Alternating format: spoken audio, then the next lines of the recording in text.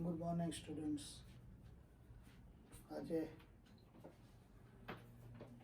પ્રકરણ 4 ને આગળ ધપાવીએ એ પહેલા એક બે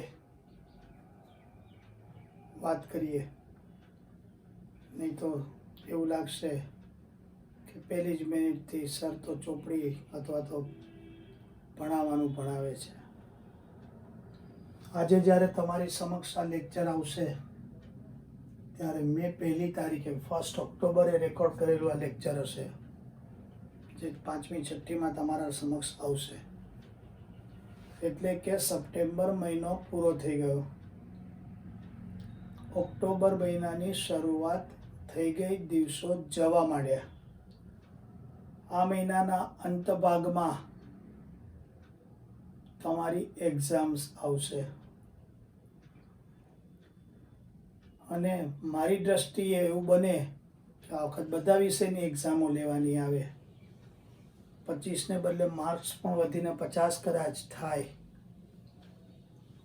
એ વખતે એક સાથે પરીક્ષાની તૈયારી કરવી પડે તો જો હજી પણ તૈયારી કરવાની શરૂ ના કરી હોય તો તૈયારી શરૂ કરી દેજો. કારણ કે લગભગ 26-27 આસપાસ દશેરા પૂરી થાય, પછી એક્ઝામો લેવાય, એ પૂરી થાય ત્યાં દિવાળી આવી જાય. ભલે દિવાળી ગયા વર્ષ સુધી જેમ ઉજવતા હતા એમ બહાર ના ઉજવી શકીએ, પણ આપણા માટે તો એ બહુ મહત્વનો, અગત્યનો અને મોટો તહેવાર છે. દિવાળીમાં શાળામાં પણ રજાઓ હોય. હું વેકેશન શબ્દ આ વખત ન વાપરું કે કોઈ કારણસર સ્કૂલો ખુલવાનું શરૂ થાય તો દિવાળીના 5-7 દિવસની રજા મળે અને 19મી નવેમ્બરે લાભ પાંચમ છે, એટલે કે 23મીને સોમવારથી 23 નવેમ્બરને સોમવારથી કદાચ શાળા શરૂ થાય એવો મગજમાં ખ્યાલ રાખવો પડે. એટલે કે હવેના દિવસો આપણા બધા માટે ભણવાની દ્રષ્ટિએ ખૂબ અગત્યના છે, વ્યસ્ત દિવસો છે. દરરોજ કંઈક ને કંઈક નવું તૈયાર કરવું પડે. પછી એ વિષય ભલે ગણિત હોય, વિજ્ઞાન હોય, સમાજ વિદ્યા હોય, ઇંગ્લિશ હોય, ગુજરાતી હોય, સંસ્કૃત હોય, કોમ્પ્યુટર હોય, ગમે તે હોય, પણ ભણવામાં સમય ગાળવો પડે. આ એક અગત્યની વાત.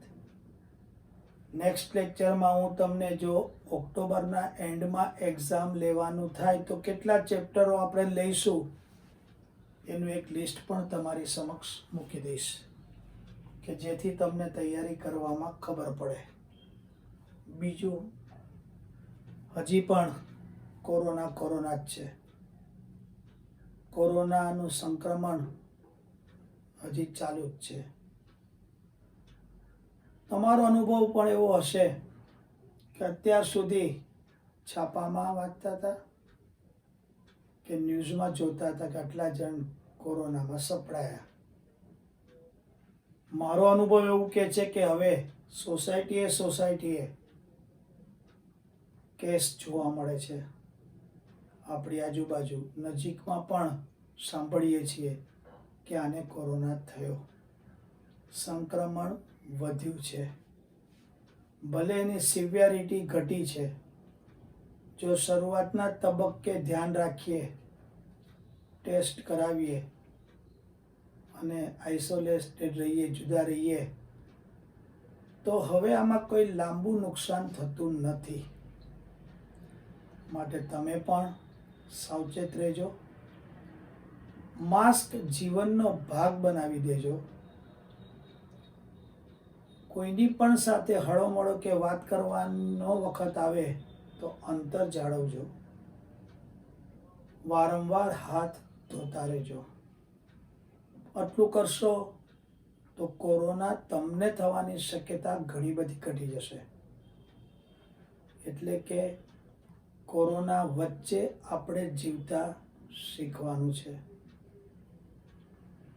આજે જ્યારે હું તમારી સમક્ષ આ લેક્ચર રેકોર્ડ કરું છું ત્યારે સરકાર દરેક મહિને કંઈક વધારે ને વધારે છૂટ આપતી જાય છે કે જેથી કરીને ફરી પાછી માર્ચ મહિના પહેલાંની સ્થિતિમાં આપણું જીવન ધબકતું થઈ જાય. માર્ચ મહિનાની પહેલાંની સ્થિતિ એટલે માસ્ક વગરની જિંદગી નહીં, સોશિયલ ડિસ્ટન્સિંગ વગરની જિંદગી નહીં, વારંવાર હાથ ધોવાનું બંધ કરી દેવા જેવી જિંદગી નહીં. આ ત્રણેય વસ્તુને ધ્યાનમાં રાખીને એને સ્વીકારીને બાકીનું બધું મોટા ભાગે પહેલા પ્રમાણે કરીએ એવી સામાન્ય જિંદગી, નોર્મલ લાઈફ. પણ આ નોર્મલ લાઈફને ન્યૂ નોર્મલ લાઈફ તરીકે આપણે ગણી અને આગળ વધવાનું રહેશે. છતાં પણ 2-3 વસ્તુ તો મગજમાં હવે ફિક્સ કરી જ દેવાની જ. ભીડભાડવાળી જગ્યાએ જવાનું નહીં, કોઈએ માસ્ક ના પહેર્યો હોય તો એની સામું જવું નહીં, દુકાનમાં, મોલમાં કે ગમે ત્યાં કંઈ ખરીદો તો માસ્ક ન પહેર્યો હોય એવા પાસે જવું નહીં, મોટું ગેધરિંગ, ફંક્શન એવોઇડ કરવાનો પ્રયત્ન કરવો. જો આવા બધા પગલાં સાથે ન્યૂ નોર્મલ લાઈફ જીવીએ તો કોરોના સામે આપણે ઘણા બધા અંશે બચી શકીએ. સમગ્ર દુનિયા કોરોના માટેની વેક્સિન, રસી અથવા દવા શોધવાના કામમાં લાગી જ ગઈ છે. દિવસ રાત પ્રયત્નો કરે છે.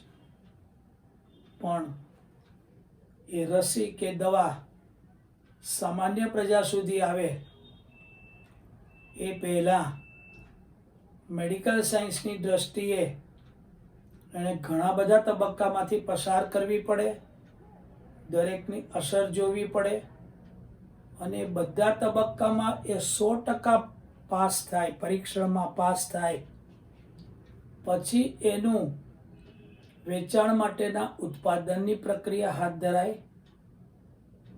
વેક્સિન કે દવા બને, લોકો સુધી પહોંચે. આપણે એકવાર એમ માની લઈએ કે વેક્સિન શોધાઈ ગઈ કે દવા શોધાઈ ગઈ એટલે ત્યાં આ વાત પૂરી નથી થતી. બીજો મોટો પ્રશ્ન તો એ આવે છે કે સમગ્ર દુનિયામાં દરેક જણ સુધી આ વેક્સિન કે દવા પહોંચાડવાનું વ્યવસ્થાપન તંત્ર કઈ રીતે ગોઠવવું, ખૂબ અઘરું છે. ડિસ્ટ્રીબ્યુશન ચેનલ ઇફેક્ટિવ, સ્ટ્રોંગ કરવી પડે. મેં લગભગ 15 દિવસ પહેલાં ક્યાંક વાંચ્યું હતું કે એકવાર વેક્સિન બની ગઈ, દવા બની ગઈ પછી ઘણા બધા લોકોને પહોંચાડવા માટે પણ 8000 માલવાહક જમ્બો વિમાનોની જરૂર પડે ત્યારે ઘણા બધા લોકોને આ વેક્સિન પહોંચાડી શકીએ. દરેક દેશ માટે વેક્સિન બનાવી અને ઉત્પાદન કરી દેવું એના કરતાં પણ લોકો સુધી પહોંચાડવી એ બહુ મોટો પડકાર છે. દરેક દેશ એ સમજે છે, એને લગતી વ્યવસ્થા પણ ગોઠવવાનો પ્રયત્ન કરે છે. આપણે આશા રાખીએ કે વેક્સિન કે દવા શોધાય, ઉત્પાદન પણ જલ્દી થાય અને એવું વ્યવસ્થા તંત્ર ગોઠવાય કે આપણા સુધી આ રસી કે દવા ઝડપથી પહોંચે અને આપણે લઈ લઈએ. પણ ત્યાં સુધી તો અત્યારે જે ન્યૂ નોર્મલ લાઈફમાં આપણે ટેવાયા છીએ કે ટેવાવું પડે એમ છે એને વળગી જ રહેવું પડે.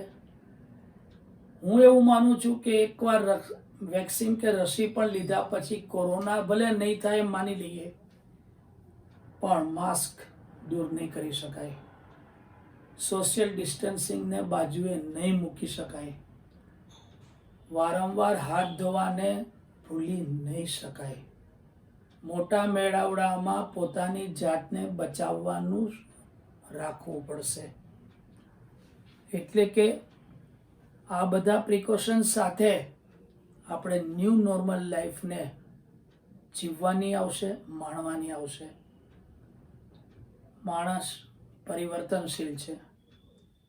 શરૂઆતના તબક્કે નવો ફેરફાર એને ગમતો નથી એટલે વિરોધ પણ કરે, પણ જ્યારે આપણી પાસે કોઈ બીજો વિકલ્પ જ ના હોય ત્યારે બહુ જ બ્રોડ માઇન્ડ સાથે આપણે આ વિચારોને સ્વીકારવા પડે, આપણે અમલમાં મૂકવા પડે. તમે છેલ્લા અઠવાડિયાઓમાં જોયું હશે,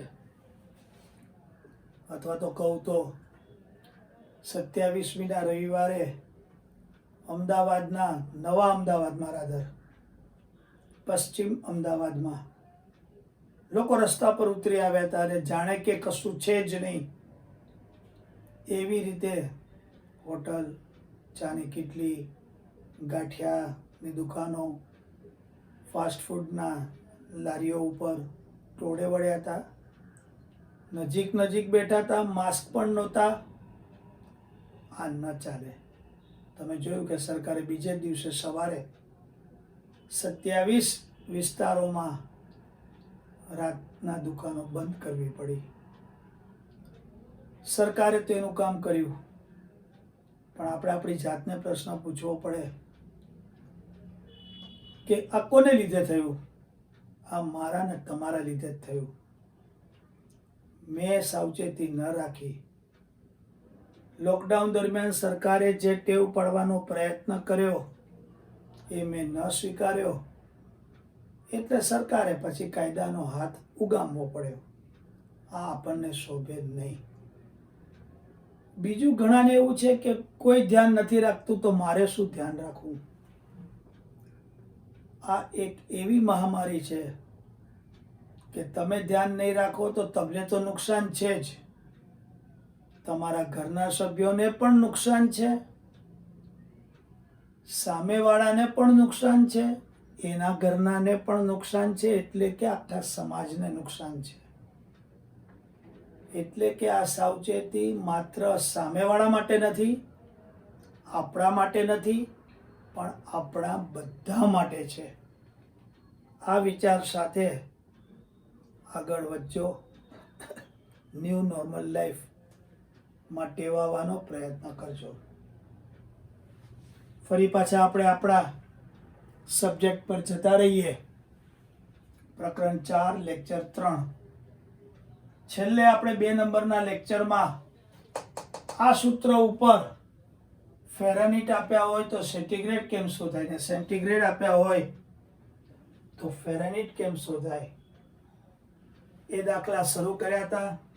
હજી 1-2 દાખલા કરીએ અને જોઈએ કે કઈ રીતે બાકીના દાખલા થઈ શકે. અહીંયા તમને આ જ આપીને કહે છે ના માટે સી બરાબર ખાલી જગ્યા. અત્યાર સુધી અહીંયા કિંમત આપતા હતા, અહીંયા કિંમત આપી નથી, તો તમારા 2 ચલ થયા. તમારે સી નો આદેશ કરવાનો, કરતા કરવાનો, બીજું કંઈ કરવાનું નથી. તો ફરી પાછું તમારું આ જ સૂત્ર તમારે લખવાનું, બરાબર કે નહીં? તમારે સી ને કઈ બાજુ રાખવાના છે? ડાબી બાજુ જ રાખવાના છે, બરાબર કે નહીં? એટલે F-32. તો સી બરાબર 5 અંશમાં જતા રહેશે, 9/F-32. હું ગુણાકાર કરી દઉં તો 5F અને 32 5 દુ 10, 5 તેરી 15 ને 1 16 upon 9. સી બરાબર 9 લસા 5F - 160. આ તમારો એક જવાબ સાચો જ છે, પણ તમને વિકલ્પમાં ઘણીવાર આ જવાબ નથી આપતા. એ લોકો આ 9 બંનેના છેદમાં છે એટલે અંશમાં 1 અને 9 બહાર કાઢી લે છે. 5f -160 બતાવે છે. તો બંને જવાબો તમારા મગજમાં રહેવા જોઈએ, બંને એક જ છે. આ એક બહુ અગત્યનો ઓબ્જેક્ટિવ છે, તમારી ચોપડીમાં પણ છે, સ્વાધ્યાય પોથીમાં હશે, MCQ બુકમાં પણ હશે. બરાબર કે નહીં? ત્યાર પછી મને યાદ છે ત્યાં સુધી આપણે એક એવું તાપમાન મેળવ્યું હતું કે જેમાં ફેરનહીટ અને સેન્ટીગ્રેડનું મૂલ્ય સમાન હોય, -40. એ પણ હું માનું છું કે તમને યાદ હશે. બરાબર કે નહીં? હવે આપણે એ 40 વાળા દાખલો બીજી કઈ રીતે પૂછાય એ પણ જોઈ લઈએ, કે જેથી કોઈ પણ રીતે પૂછાય આપણા વિદ્યાર્થીને કઈ મુશ્કેલી પડે નહીં.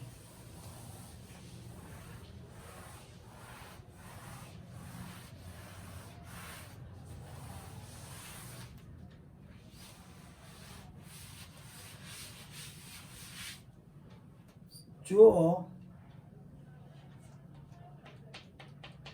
ખાલી જગ્યા હોય તો સમીકરણ f બરાબર 9/5c વત્તા 32 માટે f બરાબર c થાય. તો હવે તમને ખબર જ છે, એક જ આંકડો એવો છે કે જે સરખો આવે તો અહીંયા -40 આવે. ઓબ્જેક્ટિવમાં પૂછાય તો સીધો જવાબ યાદ રહે તો લખી શકાય. -40 રીત તરીકે કઈ રીતે આવ્યા તો જુઓ, હું લખું છું f બરાબર 9/5c. અહીંયા હું કાઉન્સ કરતો તો એ કરી દઉં એટલે પ્રોબ્લેમ ના થાય. અહીંયા પણ કાઉન્સ આપી જ દઉં એટલે એક સરખું રહે. f બરાબર c, તો અહીંયા હું c લખી દઉં. 9/5 ગુણ્યા c વત્તા 32. c ઓછા 9c/5 બરાબર 32. 5 લસા આવશે. 5c ઓછા 9c બરાબર 32 ઓછા 4c બરાબર 32 ગુણ્યા 5 ઓછા c 32 ગુણ્યા 5 છેદમાં 4 ઓછા c બરાબર 40 c બરાબર ઓછા 40.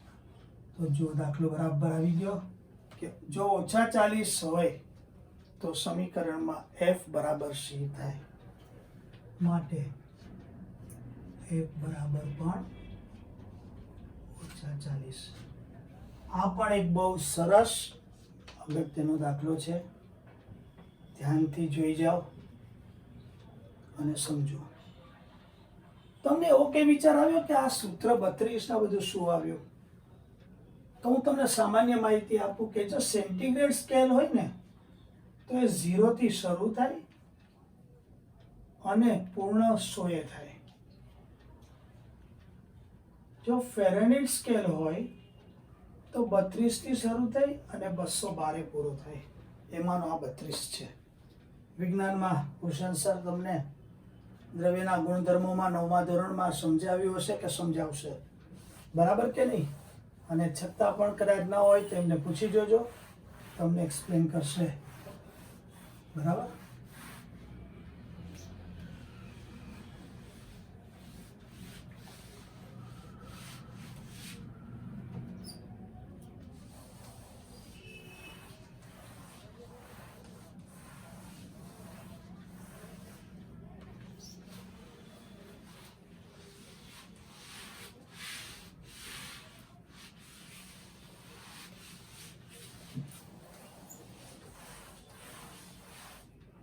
હવે આપણે એક પહેલા કરેલા જ દાખલા છે પણ ચોપડીના છે માટે કરીએ. નીચેનામાંથી કયા બિંદુઓ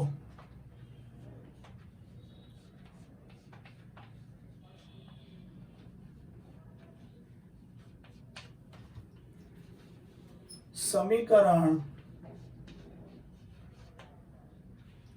x માઇનસ 2y બરાબર 4 ના ઉકેલ છે અને કયા નથી તે ચકાસો. એટલે કે આપણને જે કઈ કૌંસમાં ક્રમયુક્ત જોડ આપી હોય એ આમાં મૂકીશું. ડાબા બરાબર જબા થાય તો ઉકેલ છે, ન થાય તો ઉકેલ નથી. એનો પહેલો દાખલો છે 0 અને 2. તો પછી આનો અર્થ થાય x બરાબર 0, y બરાબર 2. x ઓછા 2y બરાબર 4. 0 ઓછા 2 ગુણ્યા 2 4. ઓછા 4 બરાબર 4 ન થાય માટે 0 2 એ x ઓછા 2y બરાબર 4 નો ઉકેલ નથી. આ જવાબ વાક્ય રૂપે બધામાં તમારે લખવાનું રહેશે. છેલ્લું વાક્ય હું આખું લખીશ નહીં. બીજું એટલે કે આ વાક્ય લખવું જ પડે. 2 0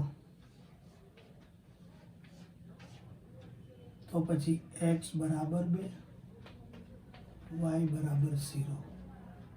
ફરી પાછું સમીકરણમાં મૂકું. આ 2 ઓછા 2 ગુણ્યા 0 એટલે 0. તો 2 બરાબર 4 ના જ કહેવાય ને, માટે 2 0 એ ઉકેલ નથી. આવું જ વાક્ય લખવાનું. ત્રીજો દાખલો છે 4 0.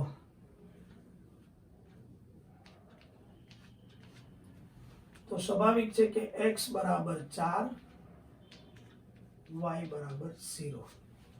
સમીકરણ તો આ જ કીધું છે, x ઓછા 2y બરાબર 4. 4 ઓછા 0, 2 ગુણ્યા 0 એટલે 0. 4 બરાબર 4. બંને સરખાવ્યા માટે 4 0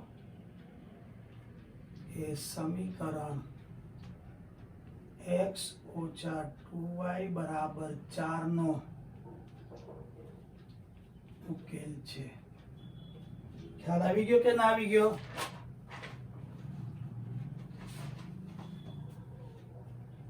ત્યાર પછી હું એક દાખલો ગણું છું. વર્ગમૂળ 2 અને 4 વર્ગમૂળ 2.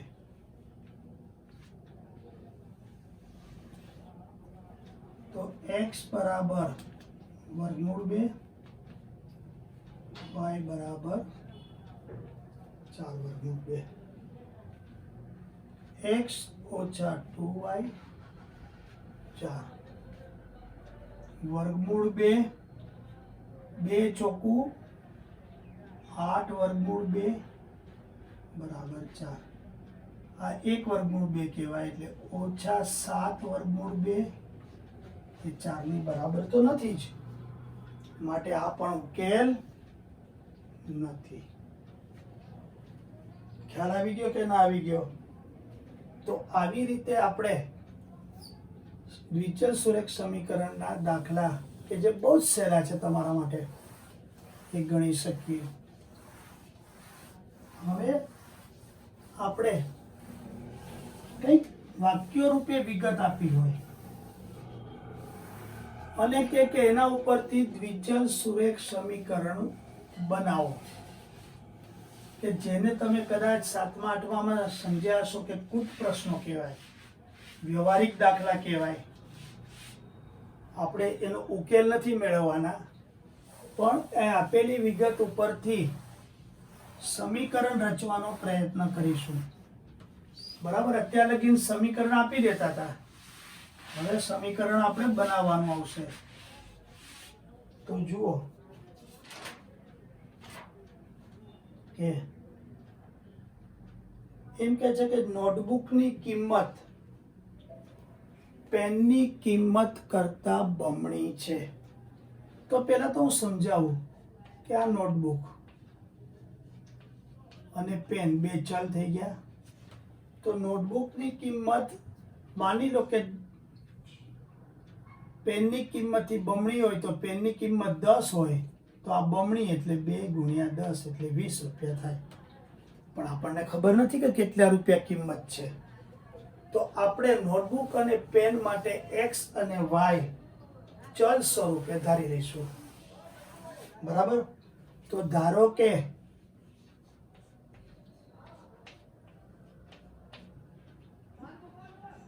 નોટબુકની કિંમત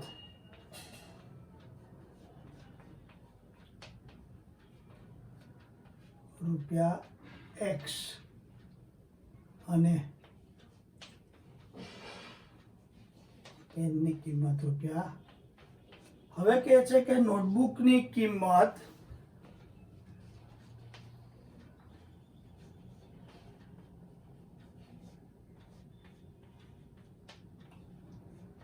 પેનની કિંમત કરતા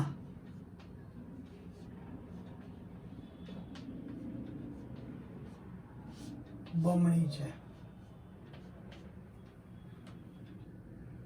આ વિધાનને દ્વિચલ સુરેખ સમીકરણ રૂપે દર્શાવો. તો નોટબુકની કિંમત x અને આ પેનની y. આને પ્રમાણિત સ્વરૂપમાં જ બતાવવું પડે. x + 2y = 0. આને ઘણા લોકો આમ પણ બતાવે છે, પણ આ કંઈ બહુ ચાલતું નથી. આ સમીકરણ વધારે યોગ્ય ગણાય. તમે ગમે તે લખો, જવાબ સાચો જ પડશે.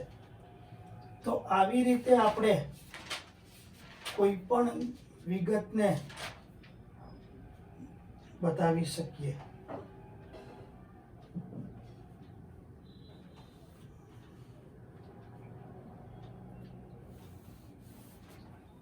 ત્યાર પછી આપણે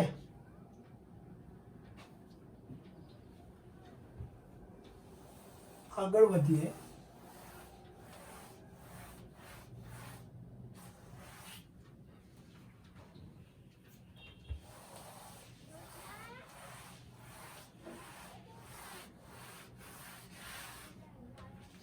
અને એક થોડોક થિયરીનો જે ભાગ છે એ હું તમને અહીંયા લખાવી દઉં કે દ્વિચલ સુરેખ સમીકરણના સહગુણકો પરથી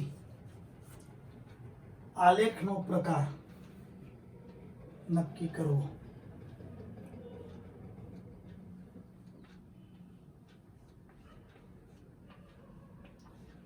દ્વિચલ સુરેખ સમીકરણના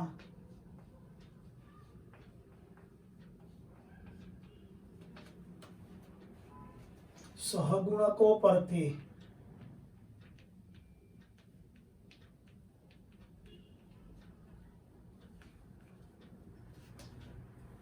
આલેખનો પ્રકાર.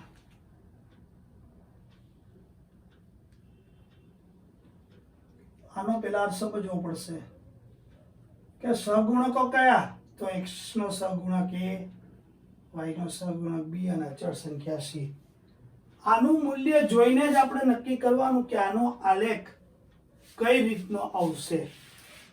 એટલે કે ખરેખર તો સમીકરણ તમારે જે આપ્યું હોય એના શક્ય ઉકેલ કોષ્ટક રૂપે આપણે જે બનાવ્યા હતા 5 કે એમાંના 3 બનાવવા પડે, આલેખ પર મૂકવા પડે બિંદુઓ અને નક્કી કરવું પડે કે આલેખ કેવો છે. એ તો બહુ લાંબુ કામ થઈ ગયું.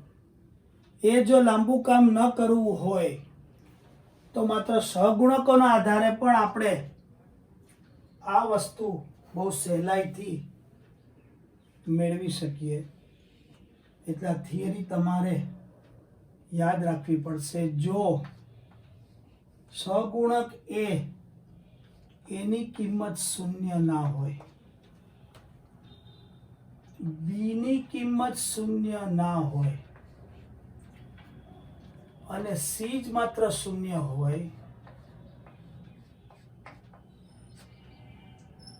તો આલેખ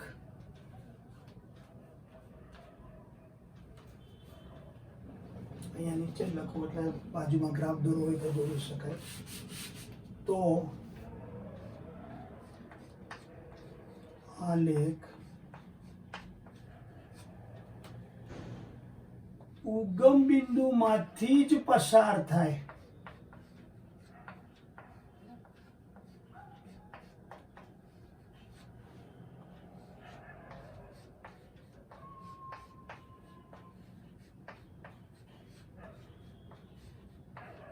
અને આલેખ તો શું રેખા જોઈએ બરાબર, ક્યારે C0 હોય તો બરાબર. દાખલા તરીકે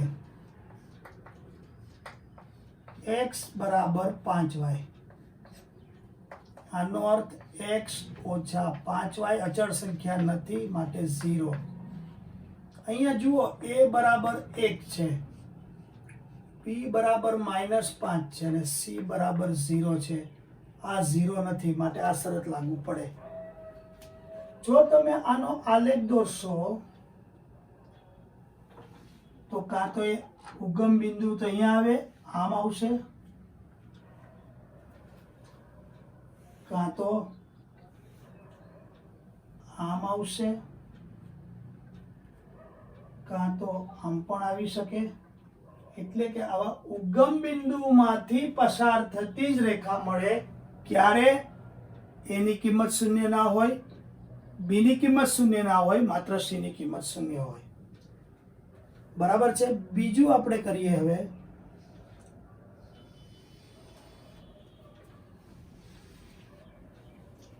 જો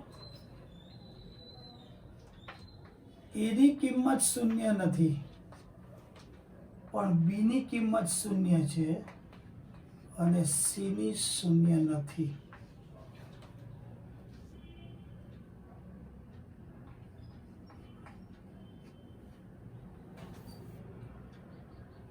તો આલેખ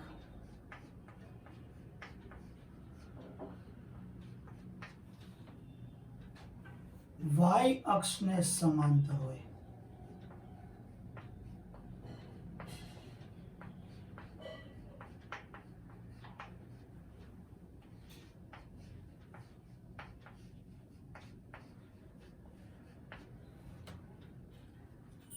અથવા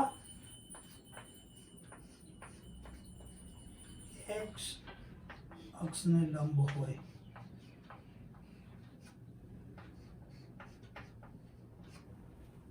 જેમ કે x બરાબર -4 તો x વત્તા 0y વત્તા 4 0, a બરાબર 1 નોટ ઇક્વલ્સ ટુ 0, b બરાબર 0, c બરાબર 4 નોટ ઇક્વલ્સ ટુ 0. તો જો આનો આપણે આલેખ દોરવા જઈએ આ રીતે, તો માની લો કે એક રેખા તમને આમ મળી તો બીજી રેખા પણ ગમે ત્યાં પણ આવી જ રીતે મળે, y અક્ષને સમાંતર પણ x ઉપર તો લંબ બને, એટલે x અક્ષને લંબ. આ બરાબર પરિણામો તમે યાદ રાખજો. હવે આવું જ આપણે ત્રીજું પણ કરી શકીએ. અહીંયા જો કરી નાખું,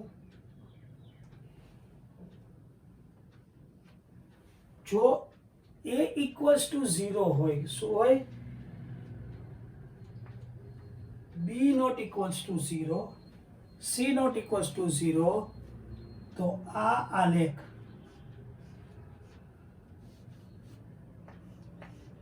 x અક્ષને સમાંતર અથવા y અક્ષને લંબ હોય. આનું પણ એક સમીકરણ ઉદાહરણ તરીકે તમને આપ્યું અને એનો આલેખ આપણે દોરીએ. બરાબર?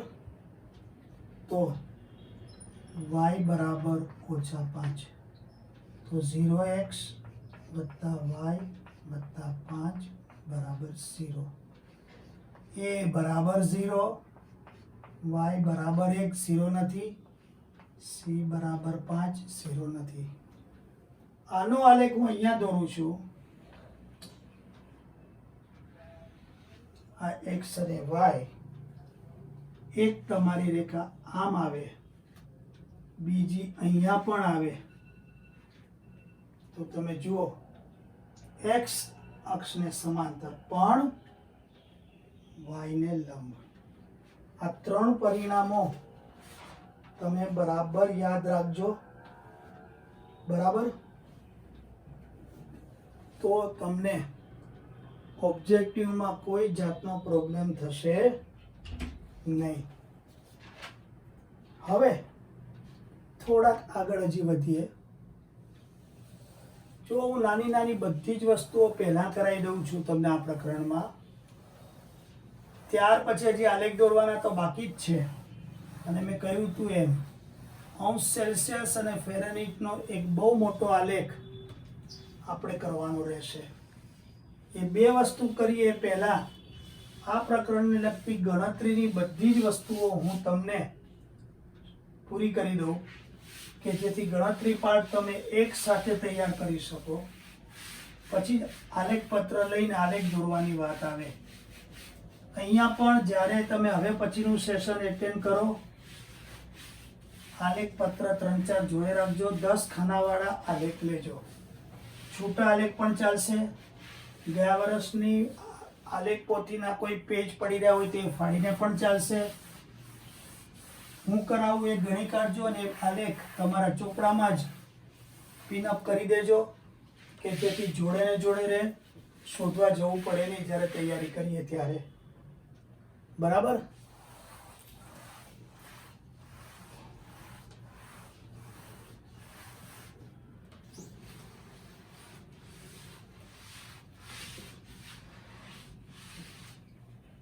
હવે કે છે કે સમીકરણ 2x + 1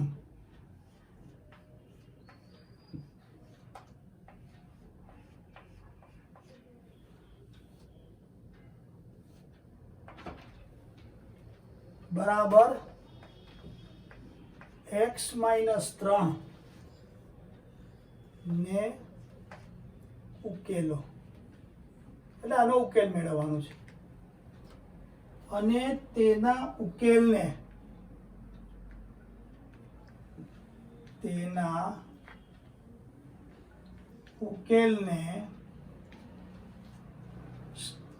એક સંખ્યા રેખા પર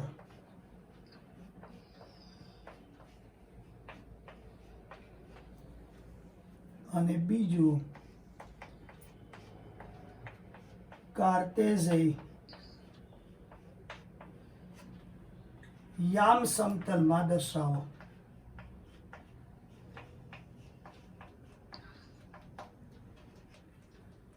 કાર્ટેઝી યામ સમતલ એટલે આલેખ પત્ર પર દર્શાવવાની વાત છે.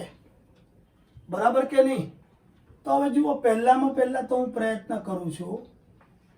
2x + 1 x - 3, 2x - x -3 -1. તો x બરાબર 4 એટલે સંખ્યા રેખા ઉપર -4 બતાવવાના છે. તો તમે જો તમારી નોટમાં કે ગ્રાફ પેપર ઉપર બરાબર. હવે અહીંયા હું તમને બતાવું કે ખરેખર તમારે એક આલેખ પત્ર જ લેવો જોઈએ અને એ આલેખ પત્રમાં તમે જુઓ કે તમે આવી રીતે એક્સ અને વાય તો બતાવશો જ, એમાં આ ઉપરના ભાગમાં થોડીક જગ્યા રાખી દેજો અને તમારો આલેખ અહીંથી શરૂ કરશું. આપણે અહીંયા સંખ્યા રેખા પર બતાવી દઈશું ગ્રાફ પેપર ઉપર, એટલે તમારે કંઈ દોરવું જ ના પડે. તો જુઓ,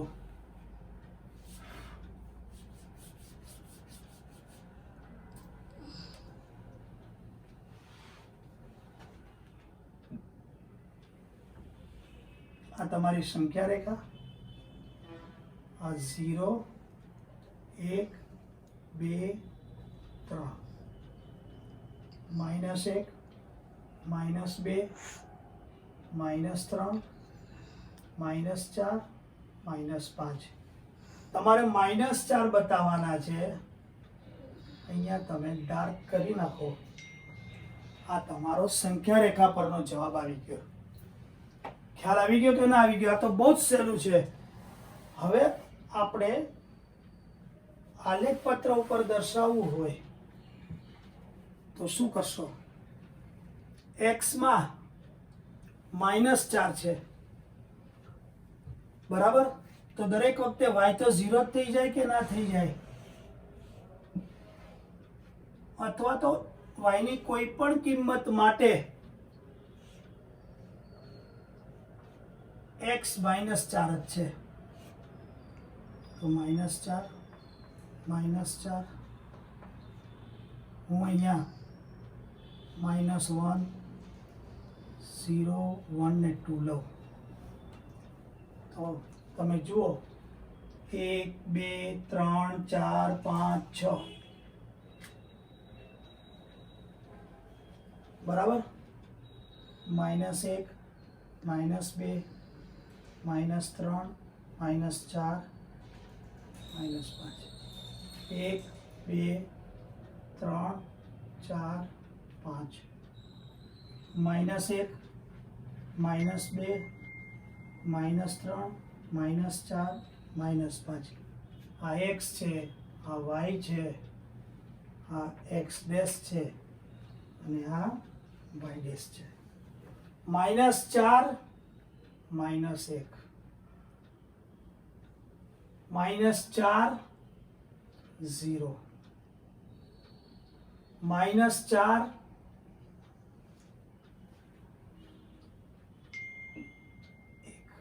એટલે અહીંયા પહેલો -1, અહીંયા 0 1 4 અને 2. તો આ જે રેખા તમારી આવી એ સંખ્યા રેખા ઉપર આપણે 2x + 1 x - 3 નો આલેખ આવ્યો. તમે એક વસ્તુ માર્ક કરજો કે x બરાબર -4 છે ને, એટલે કે -4x વત્તા 0y વત્તા 0 બરાબર 0 વાળું આવ્યું. આલેખ ઉપર પણ તમે જોજો y અક્ષને સમાંતર અને x અક્ષને લંબ આવ્યું, બરાબર છે? તો આ રીતે તમે કોઈ પણ દાખલો ગણી શકો. આવી જ રીતે તમને ચોપડીમાં આ દાખલો ઉદાહરણ 9 હતો, આ ઉદાહરણ 9 છે. હવે સ્વાધ્યાય 4.4 માં આવો જ દાખલો આપ્યો છે. સ્વાધ્યાય 4.4 એનો દાખલો 1 અને દાખલો 2 આવી જ રીતે આપ્યું છે.